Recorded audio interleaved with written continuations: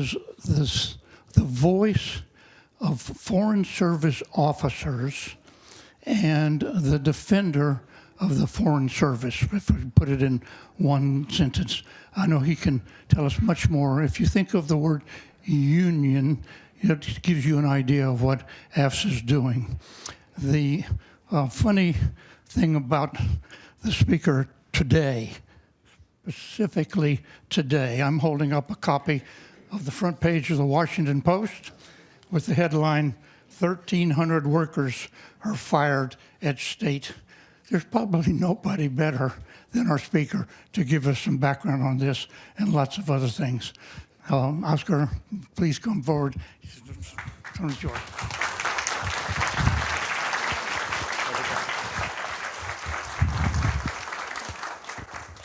Good morning, everybody. I want to make sure you all hear me.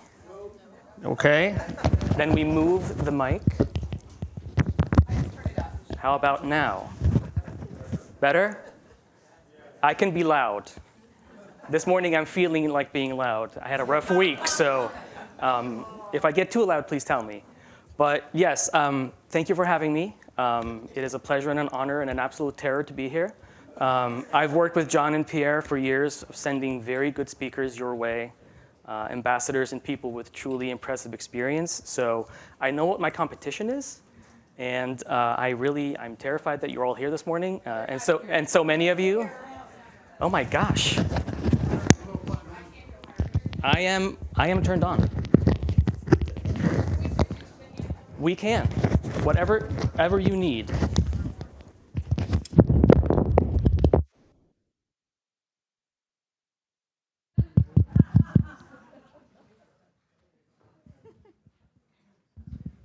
All right, better?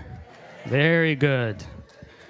Yes. In my early career, in my current job, I used to work on elder hostel programs called Rhodes Scholar today. So I have a suspicion that you're going to be a very similar audience: educated, well-traveled, opinionated, full of questions, which I welcome. I think the worst part of any talk is the actual talk. It's the back and forth that I enjoy more than anything. But John asked me to come and talk about what's going on, unions, federal unions, what my particular association does, and how we're living in the current moment. But before I get started, I like doing little questions of the audience. Please forgive me and indulge me.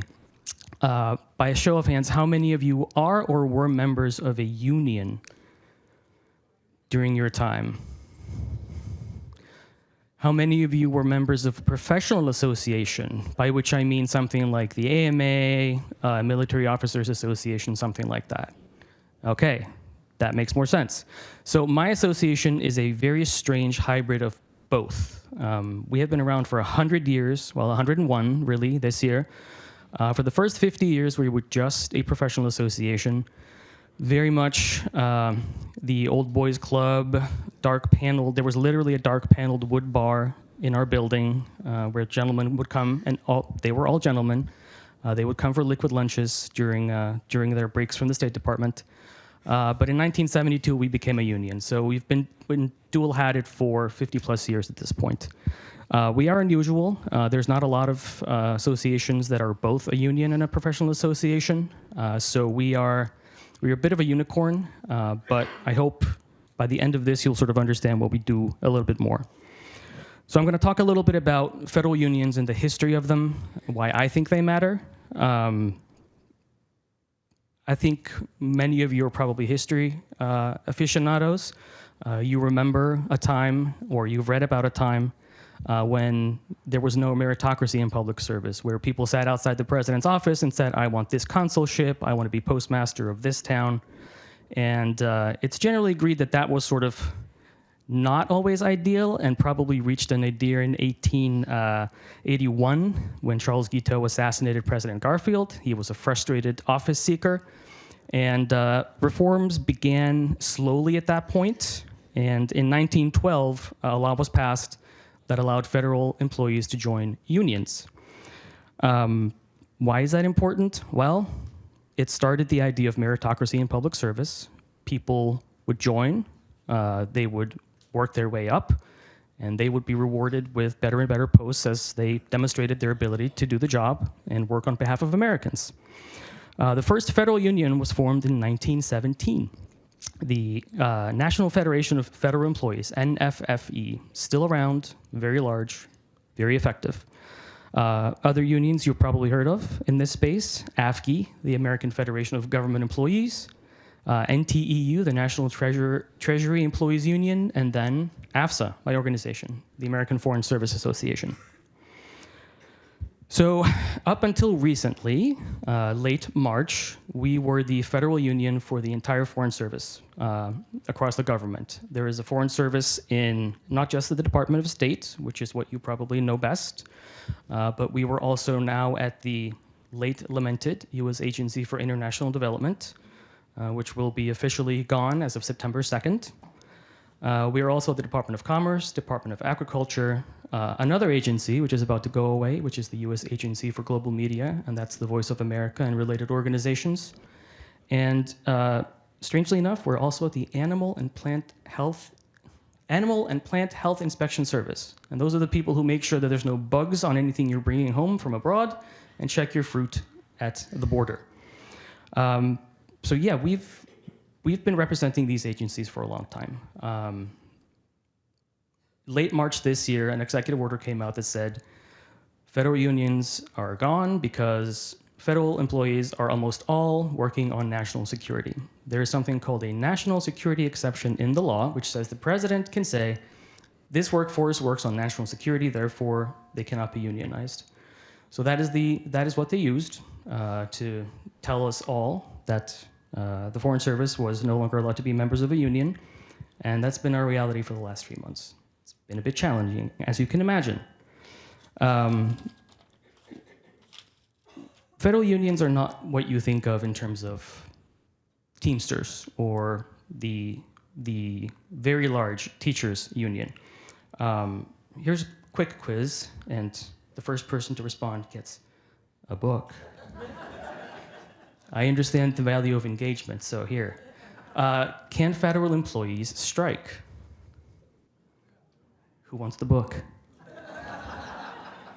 Someone wants the book. You may all recall when air traffic controllers tried to strike in the 80s under the Reagan administration, and they were summarily fired, which, although frustrating, is legal and was the only recourse.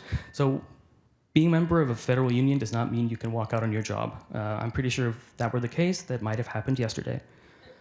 It did not, because it's, as some people like to say, federal unions are not real unions. And it's true. We're more about due process, regulations, individual client service. We're not political.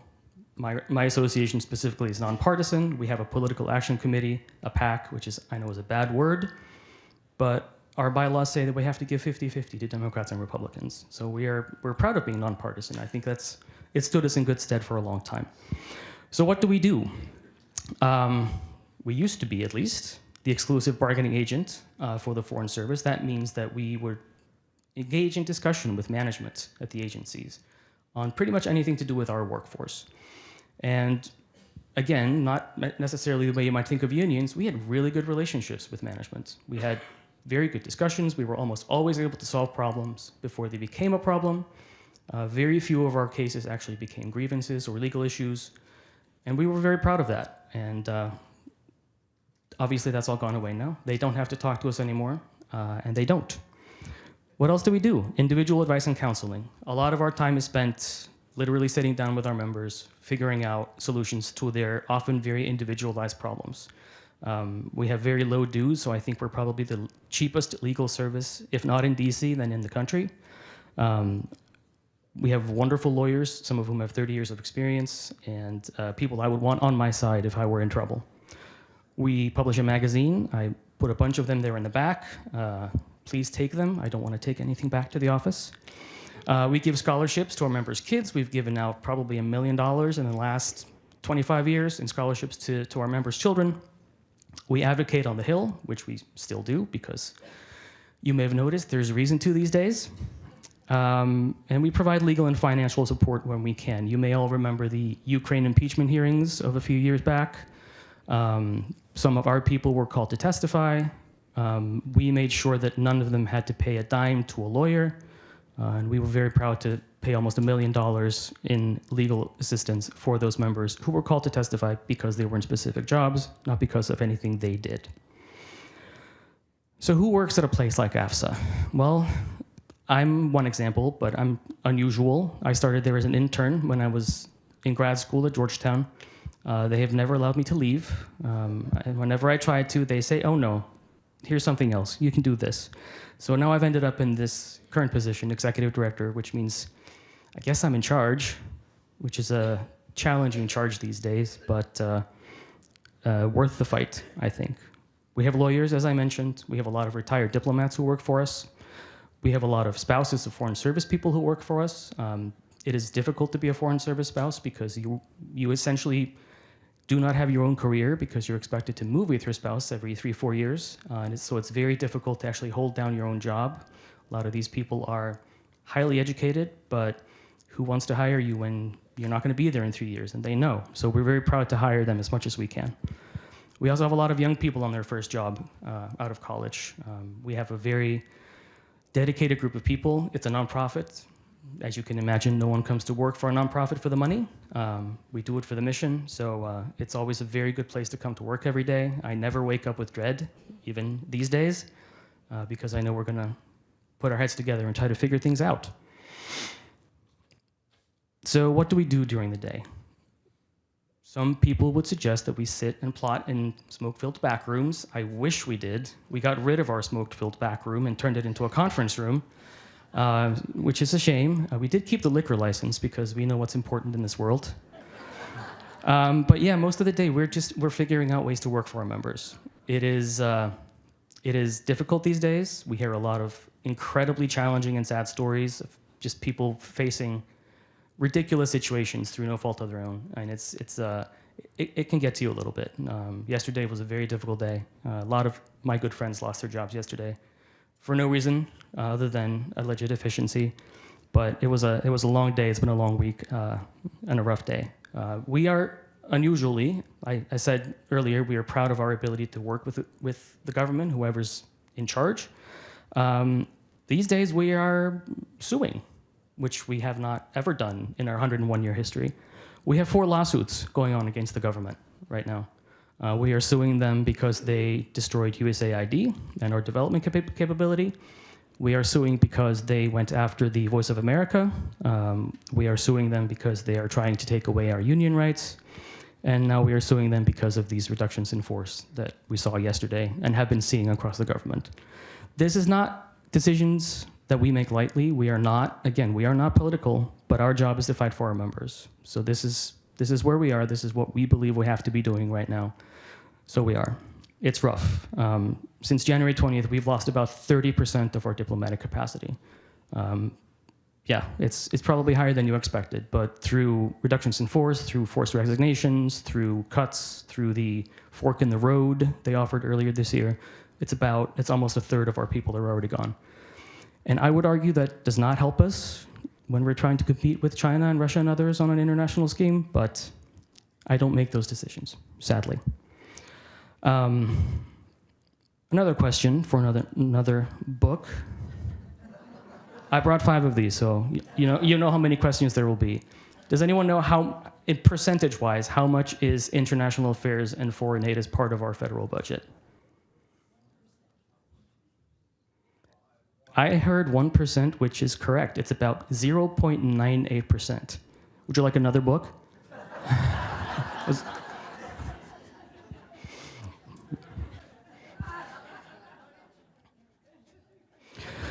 Yes, 0.98%. So as you can see, we're clearly not saving that entire 0.98%. So I would argue there's a lot of pain and difficulty and cruelty for negligible, if any, actual savings across government. You can all be the judge of that yourselves, but to me, at least, this does not make a lot of sense. Clearly, I'm biased, and I admit that because I know these people.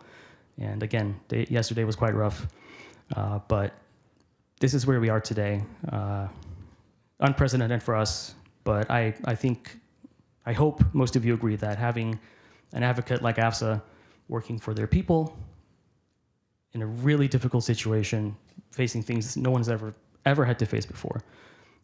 I hope you agree that having someone like us is important, particularly someone who, an advocate that tries to be non-political, that is not trying to scream from the rooftops, that we don't get angry. We just try to do our best to make sure that people are taken care of, that due process is followed, and that, yes, you're allowed to do everything that you're doing, but you're not doing it legally. So if you're going to do it, please do it legally, and there won't be issues. But they're in a rush, so it's not being done perfectly, which is unfortunate.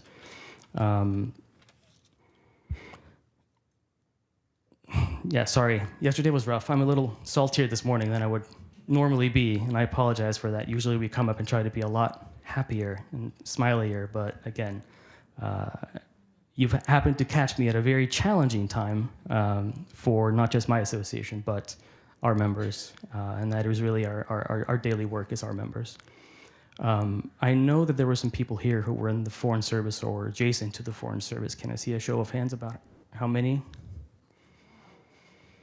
Yes, John scooped me that there was some Foreign Service contingent in here.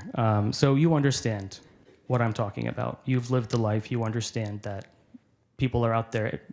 Every diplomat has worked for multiple presidents of multiple administrations. These are not political people. They carry out the policy they're told to carry out. And like we've always said, if you don't think you can do that, then you resign. That's the honorable thing to do. So the issue here is not, I think, that people are political. It is that, unfortunately, their service was demonized, particularly our development colleagues, which was upsetting. But this is where we are today. I'm going to do a little pause and see if anyone has questions about any of what I've just talked about. Yes, sir. I'm told I have to wait for you to be given a mic.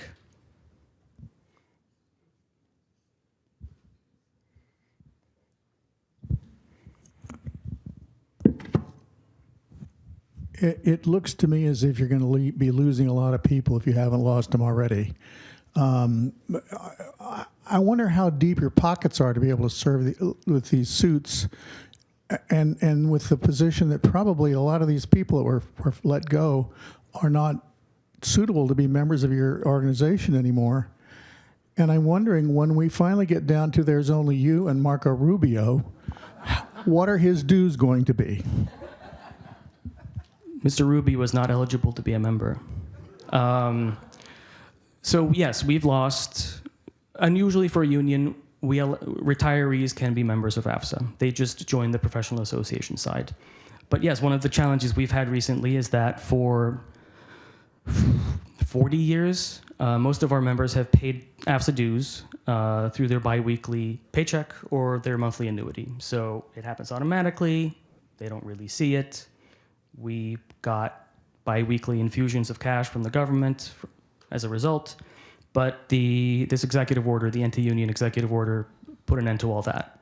So we've not been really paid most of our dues for 3+ months at this point, which, we're a nonprofit. We're a 501c5 with a 501c3 arm, so we are not any type of financial powerhouse. So it's been rough. I mean, we've had to make difficult decisions.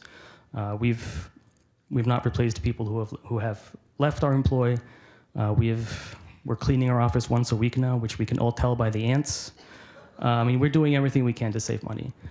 We had to jury-rig a system online, allowing people to pay us directly, which is sort of, it's working. We've replaced about 52% of our membership that way. But that's a 48% drop in revenue. We'll keep working, but it's challenging. No deep pockets. Thankfully, we're working with some other nonprofits and organizations on these lawsuits. We're sharing the costs of many of them. There is some pro bono work being done by law firms on our behalf. But we have a legal defense fund. That's actually what paid the legal fees for the folks in the impeachment hearings that I mentioned earlier. And so far this year, we've paid out about $450,000 in legal fees. And that's money that's just donations. We don't use any of our operating funds or our member dues for that. That's money that's been given to us by members, by other people who are concerned So we are constantly seeking ways to replenish those funds because we know there's a long fight up ahead. Anything additional on current situation? All of the cuts that have been made, the RIFs, are local. Heavily on the civil service side, some on the foreign service side, but none have been made overseas in the embassies. A deliberate decision, is likely to hold? Because that's where diplomacy takes place. They say no. Obviously, we lost all of our overseas USAID foreign service. That was 3,000 people. So they're mostly posted overseas. There's not a lot of development work happening in Washington. So those people are gone, and the locally employed staff, who are the backbone of our entire diplomatic operations everywhere, anyone associated with the aid work was also let go. So that's probably another 10,000 people on top of that. So just through AID being gone is about 13,000 people losing their jobs across the world. They say they're not going to touch the embassies now. Okay. We'll see. I hope they don't. I mean, just last year, China surpassed us in the number of diplomatic posts around the world for the first time. So I think it would be a real shame if we let them get much further ahead than that. We should not be closing embassies and consulates. If anything, I just died.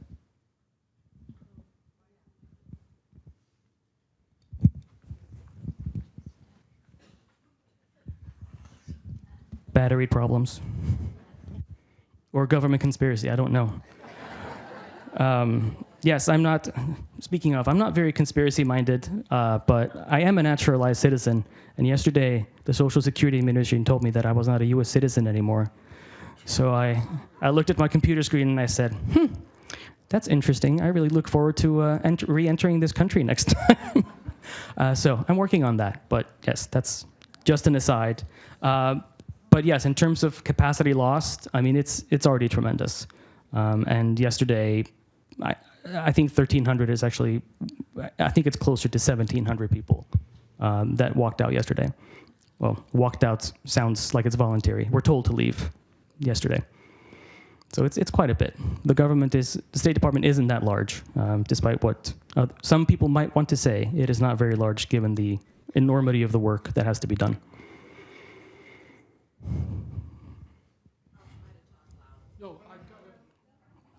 I believe that's forbidden. You say this isn't affecting the embassies, but how do the staff, Foreign Service officers in the various countries manage to do their job with some of the newly appointed ambassadors, such as the one I just read about in this morning's paper, the fellow from Australia, and Kimberly Guilfoyle, who has somewhat of a relationship with the Trump family? How do the foreign officers manage their day-to-day activities? It depends. There's a long history of political ambassadors. I mean, we at AFSA love to point to a very, very salacious part of the Nixon tapes where he speaks of selling the ambassadorship to Luxembourg to a Washington, D.C. hostess for her attributes, shall we say. So this isn't something that started with the current crowd. I mean, every president has always done this. Historically, about 70% of ambassadorships go to career foreign service and 30% to political ambassadors. The current administration is currently at about 100% political. They have not nominated career foreign service officers to any ambassadorships. Pierre is raising his hand.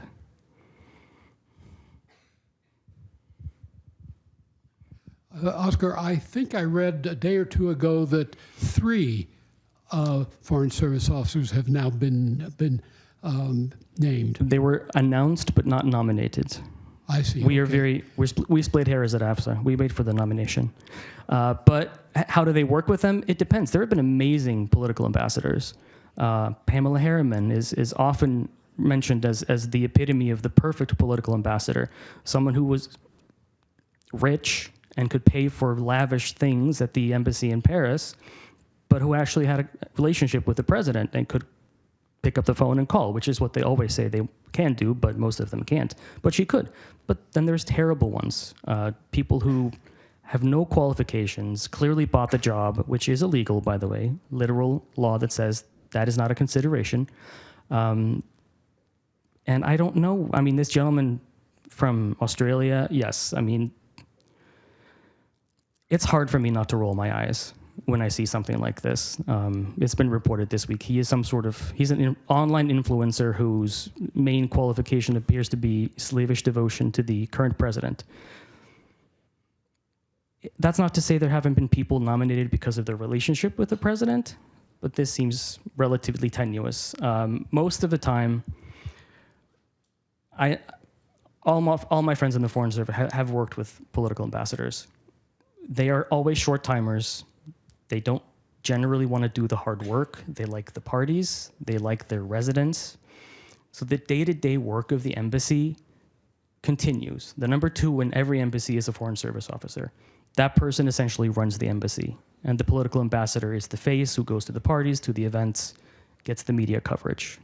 But visa processing, trade negotiations, anything that is consequential will still occur and is mostly handled by professionals. I believe this gentleman has a question over here.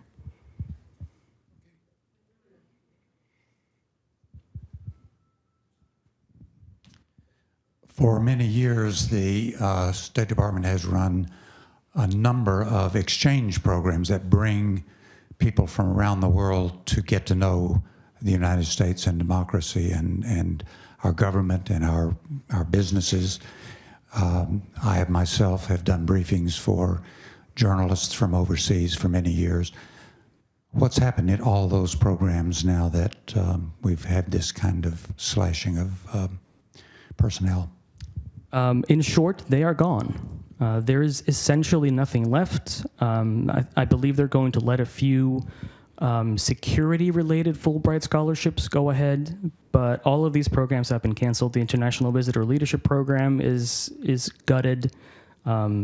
Most of these people who did that work were among those who were riffed yesterday. This was not considered a value to the United States, so it's gone. I mean, this is the Young African Leaders Initiative, the Young Southeast Asian Leaders Initiative, the Science Fellowships, the Boren Fellowships, the Flex Fellowships. Many of you may know these programs or met the young people who come over here on these programs, but we won't be seeing any of that at least for the next 4 years, sadly. Ma'am in the back. I want to go back to your situation, your personal situation, where you said you've lost your U.S. citizenship. I called the Social Security Administration yesterday. They said, "Oh, this is probably a glitch." I said, "Well, that doesn't make me feel better. What does one do when there is a glitch?" You know, I said, "I have a passport. I vote." I said, "Oh, yeah, that's fine, but we don't appear to have the paperwork that says you're an American citizen." Is this happening to others? Have you heard? Yes. I have been, a colleague of mine who was also naturalized was actually the one who told me that this was apparently starting to happen, and it applies to her as well. Where do you turn for help with that? I will be leaving my work early on Monday to go to the local SSA branch office to have a fascinating conversation and bringing mountains of paperwork. Oh dear, I wish you well. I mean, it's just horrible. In a normal year, I would say, "Oh yeah, it's a glitch. It happens. It's okay." No, not this year. I don't necessarily feel that way right now. Yeah, well, thank you. Thank you. I am wondering, when this administration is completed, if it ever is, do you think there'd be a possibility they will change what a president is able to do to keep this from ever happening again? Do you think it could be a rule that there are certain things he can or cannot do?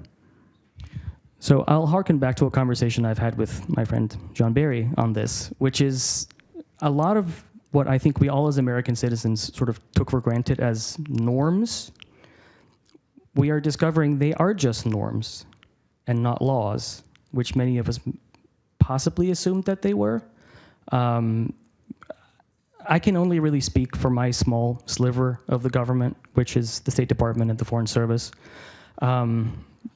There's a lot of laws and regulations that tell the government how they're supposed to do things.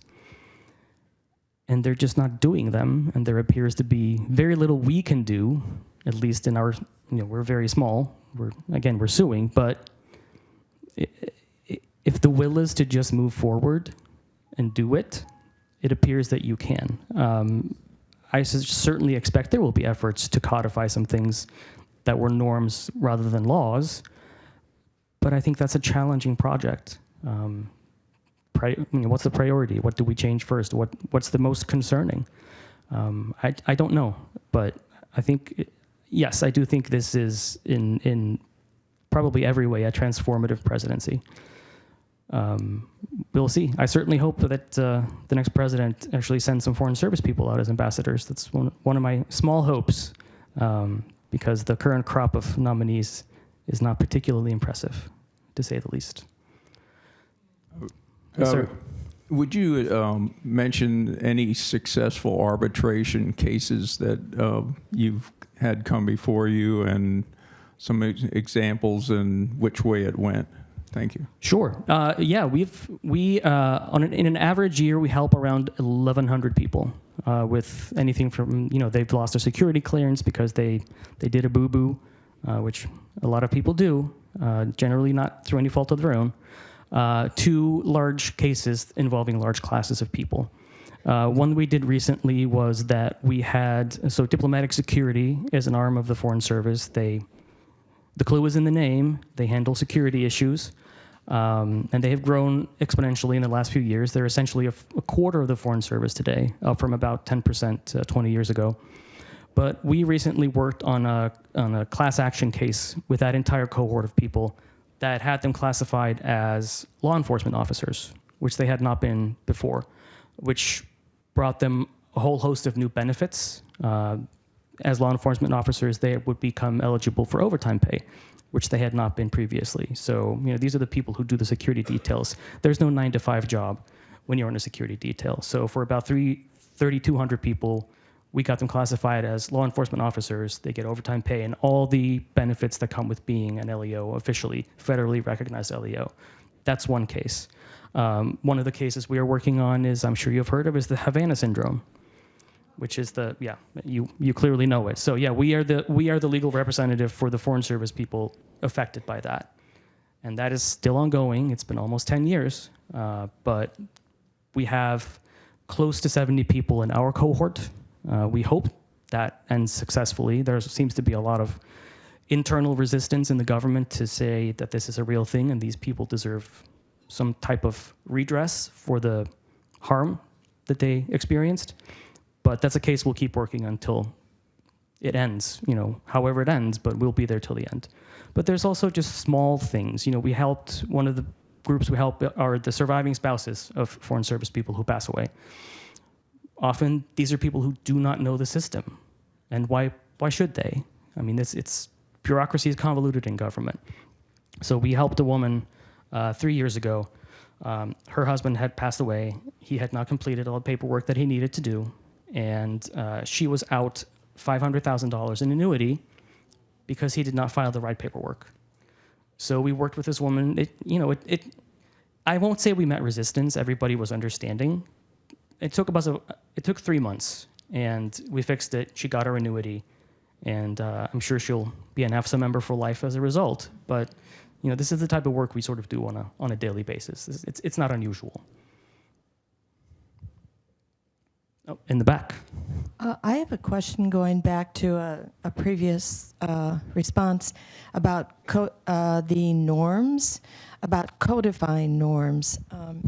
I was at a CIA briefing at the AI Expo last month in DC, in which a CIA representative said 38% of Americans read at the 3rd grade level, and up to 68% of Americans cannot read, think critically beyond the 6th grade level.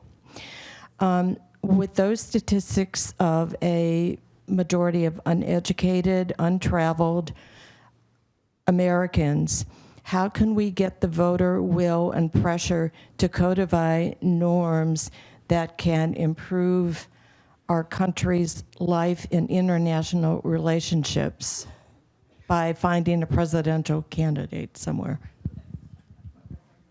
I'll answer part of that because, again, I'm non-political. So, I mean, the readership, the illiteracy issue is not America alone. I mean, I'm from Iceland, which most of you think, oh, you know, one of those Nordic countries where everybody's an author and they read 87 books at Christmas. But we participate in a European survey every year. It's called the PISA survey, and it measures how students are doing at the younger levels. And across Europe, and particularly for whatever reason in Iceland, reading literacy is just plummeting. So I want to say this is not a purely American thing. I mean, you're seeing it everywhere. Those kids and their damn phones is what it is. But it's a universal issue. From my small perspective, again, State Department, Foreign Service, in terms of codifying norms, it's hard for us. One of the things we always say is that we don't have a domestic constituency. Our work doesn't touch people on a daily basis that they're aware of. I mean, of course it does. I mean, we're always proving the counterfactual. X didn't happen because the Foreign Service, the State Department was there to make sure it didn't happen. So it's not as compelling as going to war and winning the battle. I mean, that's visual, and you can see it. So for us, it's really hard to expect Americans to fight necessarily for us because we are not the most visible part of the government.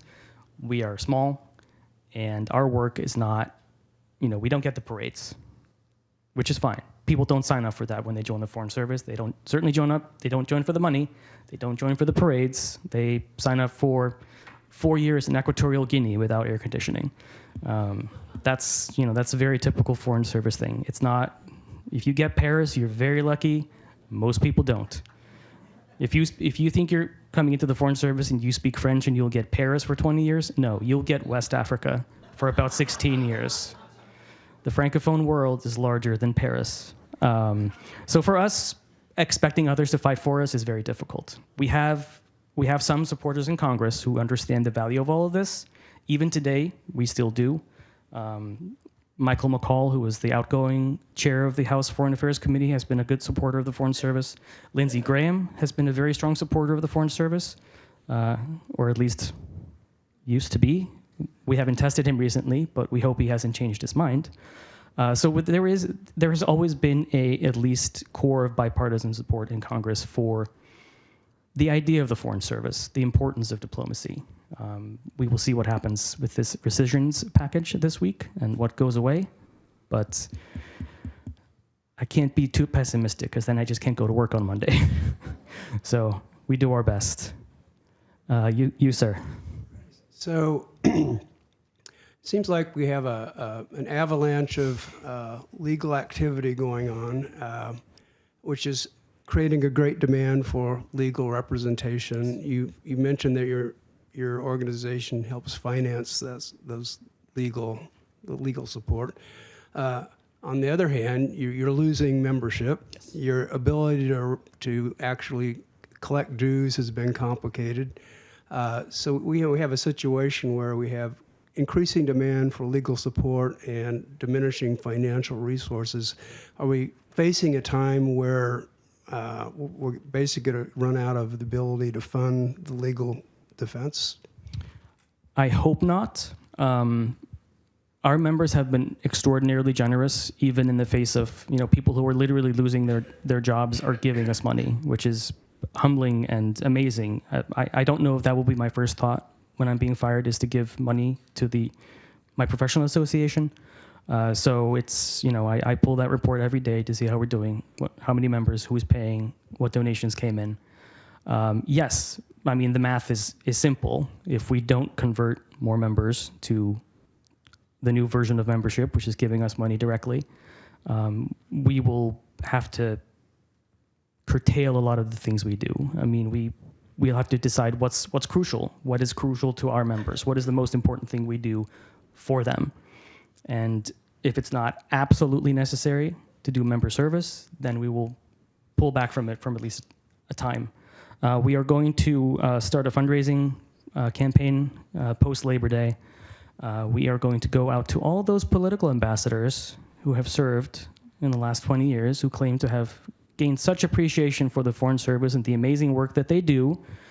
And we will remind them that we have their FEC reports. We know how much money they have, and maybe they could give a little bit to us. You know, the people that did their job while they got to hang out in Paris for 4 years. We'll say it nicely, of course. Again, I'm a little spiky this morning, so forgive me. But we think that that is a fertile field to plow. These are people who actually know what the Foreign Service is and benefited directly from their expertise and experience. So even if only 5 of them step up and give really nice donations, I mean, that's going to help. That saves our legal defense fund for probably a year. So we have to have high hopes. Again, optimism is very useful these days, or it's really rough to show up at the office. Ma'am. Can you tell me, what do you have in the way of a feeder system, like recruiting in colleges and universities to keep fresh blood coming in and keep people engaged? They keep their parents and their aunts and uncles and grandparents informed on what's going on. So what's in place to keep people learning and working for us in your capacity? Recruitment used to be a very robust system in the State Department. A huge office dedicated to bringing in people, lots of people working on going into underserved and underrepresented communities, community colleges, tribal colleges, to find candidates for the Foreign Service who might be interested in joining. Again, this is not a glamorous life. It's not highly paid. But if this scratches your itch, then it's a perfect life for you. As of yesterday, that is all gone. Everybody in the recruitment office was fired. Every diplomat in residence who are diplomats sent out on 2-year assignments to about 16 colleges across the country, they were all fired. There is no recruitment going on at the moment, mostly because they don't intend to hire. So we've always had a network of retired Foreign Service people who go out into academia and who have been very good at encouraging people to take the tests, sign up, test it out, do internships, learn what it's about. And what we are hearing from those folks these days is, I can no longer truly advise people that this is a career worth exploring at the moment. So yeah, when and if this all ends at some point, getting back to just the very basic thing of actually hiring people is going to be a challenge, because everybody who did that work is gone. And they're not going to come back. Once you've been fired, you don't come back. So all that institutional knowledge and experience is gone. So yeah, the pipeline is gone, which is unfortunate. Yes, ma'am. You've partially answered one of my questions, but I also, what we used to call the PMI program is also gone, and that was one of the first things, and that was excellent for encouraging people to consider a U.S. government career.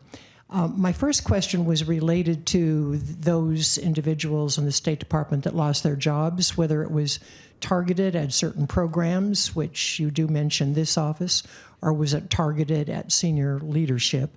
The second question I have is, in talking to my USAID friends and ex-colleagues, some of them are saying that some of the AID programs are actually being picked up by the State Department, so I shouldn't worry too much. But I'm wondering if that is actually happening, and if so, if you happen to be aware of which programs are going to be able to stay and operate under the State Department. Thank you. Thank you for the questions. I'll take the USAID one first. Yes, some aid functions are being transferred into the State Department. The idea is that each bureau will have an office that deals with aid. I believe the plan is, I think they've offered 70 USAID staff positions at the State Department. So I think that shows you the level of effort that they think aid is going to take, 70 people across the entire Department of State. I suspect PEPFAR, which is President Bush's AIDS and Malaria Initiative, will survive. That's popular across the board and has been very successful. I honestly think that's the only thing that's guaranteed to survive. You would think that the programs that purchase American farm products for billions of dollars every year, that those would survive, but So far, they have not been brought back. So all this stuff is rotting in warehouses in ports all across the country.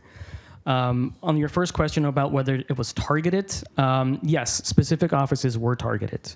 Anything working on climate change, anything working on gender equality. They gutted the Trafficking in Persons office for some reasons. The Global Women's Issues office is gone. The Global Engagement Center, which countered misinformation online, that is gone. But no, they fired people from all types of offices. In fact, I have a new incoming president starting on Tuesday. We change our board every 2 years, and my new incoming president was riffed yesterday. So, is that targeted? I don't know. Normally, I would say probably not. But again, these are strange times. So, yes, there is targeting against specific. I believe they're called woke issues. Those offices are all gone. But there are people from all types of people doing international narcotics work are gone. People doing we have a bureau called Intelligence and Research, which is sort of our intelligence arm. The only one that was correct about the weapons of mass destruction in Iraq, by the way. Really great office. They fired a bunch of people from there. So it seems both targeted and not. But we don't have the full list yet. But these are just the people that I know personally. So Pierre.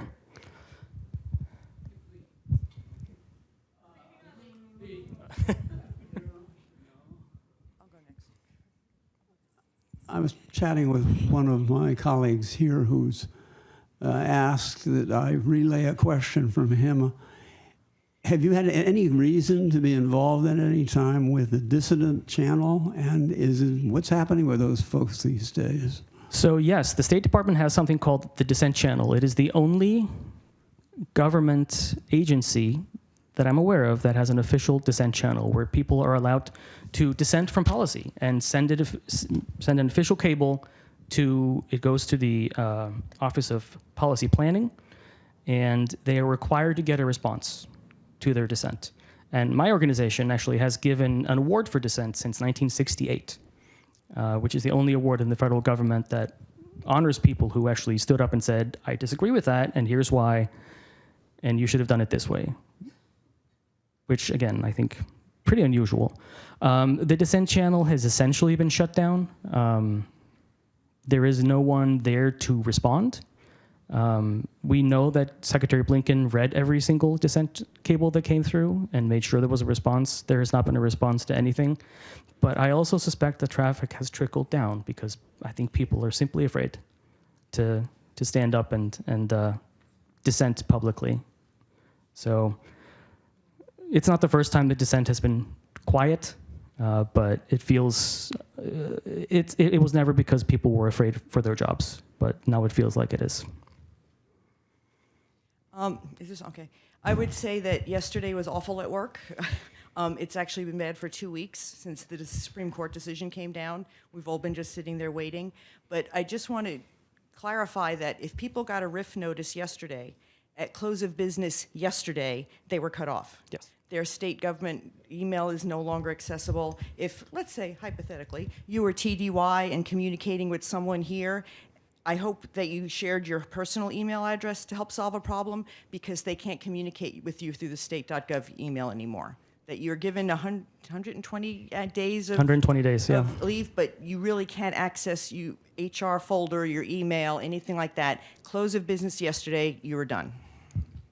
That is absolutely correct. The notifications that went out to people who were being fired said, here's an extraordinarily long checklist that you have to complete today because as of 5 p.m. you are out, you can't access the system, you have to give us your badge and your email goes away. So your last day at work was basically spent filling out this questionnaire, this checklist of HR and personnel actions, and then you were booted. So yes, absolutely correct.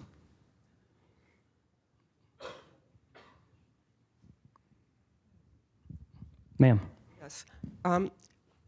Do you think that for Foreign Service retirees, or perhaps all federal retirees, I'm not sure, that the annuities and federal benefits, especially health benefits, will be affected, cut, reduced? So federal retirement benefits were very much on the chopping block in the current bill, the whatever it's called. I forget. It's got some alliterative name that I try not to remember. But it all got stripped out. So at least for this year, there's no negative effect on federal retirement benefits. There is some talk about changing something to do with annuities, but it's not in the bill right now. And we don't think it's going to be put back in. So I think at least these are safe for now. But it's a long-term goal of one party to work on retiree benefits for federal employees, which they believe are entirely too generous. So I suspect they will keep trying. It was interesting that it wasn't included this year because there's single party control, and you would have thought that it would have been easy to push this through, but it all got taken out. So this is something we watch out for every year because it affects, it affects your entire livelihood for the rest of your life. So it's important, but this year at least, safe. Pierre. Oscar, first a comment and then a question, excuse me, that I've been asked to direct towards you. The comment is you mentioned the international visitor program, the cultural exchanges. The prime example of a good choice was Margaret Thatcher. Now the question is, can you just comment a little bit on the role that locally employed or Foreign Service nationals play in the work of the Foreign Service and what their situation is now? Sure. I should say that my brother was on an international visitor leadership program once for journalists, so I have very direct knowledge of how good those programs are.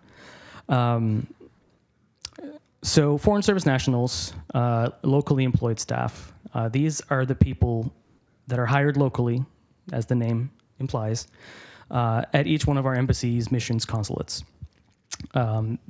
These are truly the institutional memory of all of these places, because the nature of the Foreign Service is that the Americans show up for as little as 1 year, maximum 4 years. And there's constant turnover because people move out every year.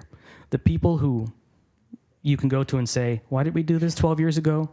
It's the local person who can say, oh yeah, this is why we did this. And it's because of this local regulation, and we talked to this guy in government, and we went to that place, and we took him to that restaurant where we talked about it and fixed it.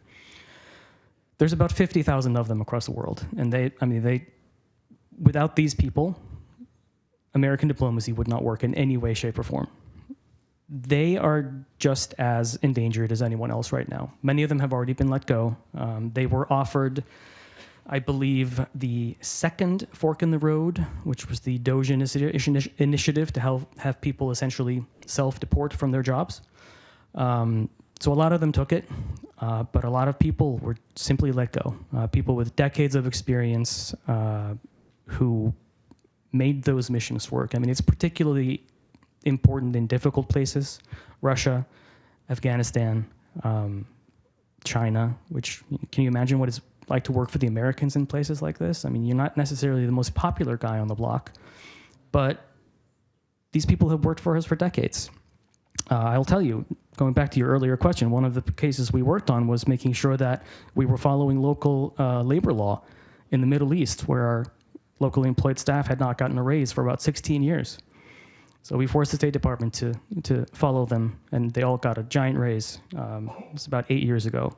But yes, without these people, nothing would happen. They truly are the administrative, not just administrative, but they truly are just the backbone of every embassy and mission.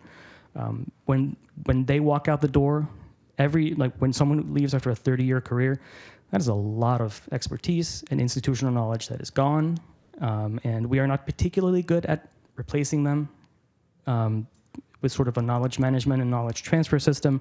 So we're losing a lot of this right now, which is a tremendous shame because it's really hard to build back up. I mean, this is going to take at least a decade to get back to where we were just 6 months ago. I see a hand over here.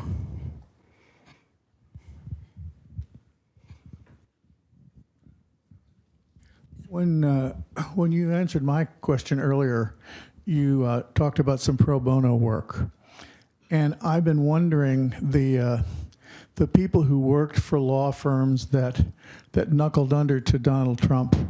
A lot of them have quit and joined other law firms where they're not doing that, and they're doing a lot of pro bono work.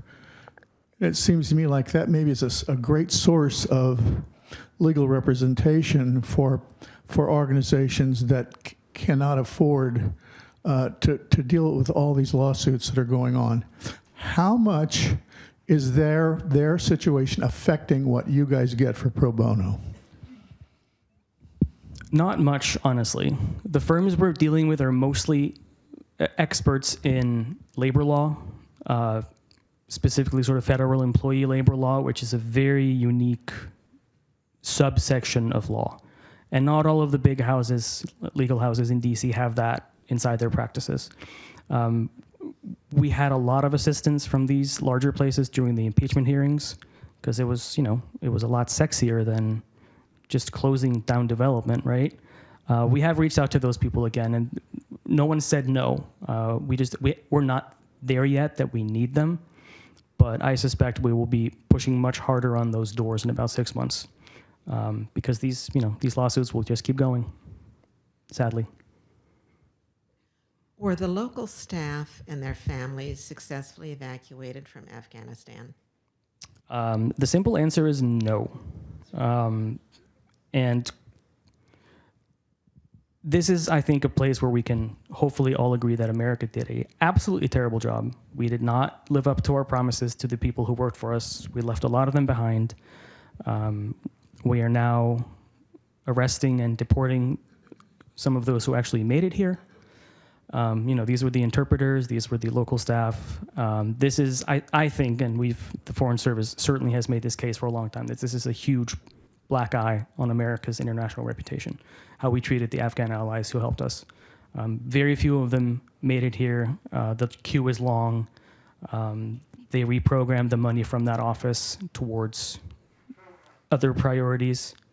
So I don't see any of these people making it here in the next 4 years. We're usually better, but that one I think is truly a shame for all of us. Because why would you work for America if this is what you do to them, right? It's very hard to cultivate allies if you don't treat them well. Oscar, yes. Maybe time to bring it to a close. Yes. On this down note, the emotion that is very clear that you personally are suffering because of this has come across to all of us.